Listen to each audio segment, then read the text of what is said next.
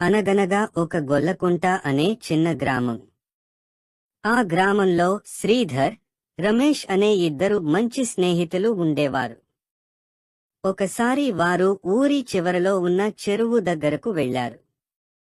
ఆ సమయంలో శ్రీధర్ కాలు జారి చెరువులో పడిపోయాడు. అతడు ఈతరానివాడు. కష్టంగా కొట్టుమిట్టాడుతుండగా రమేష్ వెంటనే చెరువులోనికి దూకి అతన్ని రక్షించాడు.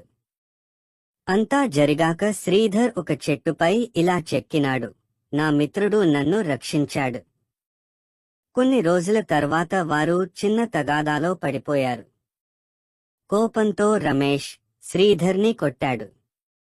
అప్పుడు శ్రీధర్ మట్టిలో ఇలా రాశాడు, నా మిత్రుడు నన్ను నొప్పించాడు. రమేష్ ఆశ్చర్యపోయి అడిగాడు, ఇప్పుడు ఎందుకు మట్టిలో రాశావు అని. శ్రీధర్ నవ్వుతూ ఇలా చెప్పాడు, మిత్రుడు మంచి చేస్తే మనస్సులో పదిలంగా ఉంచుకోవాలి, నొప్పిస్తే త్వరగా మర్చిపోవాలి.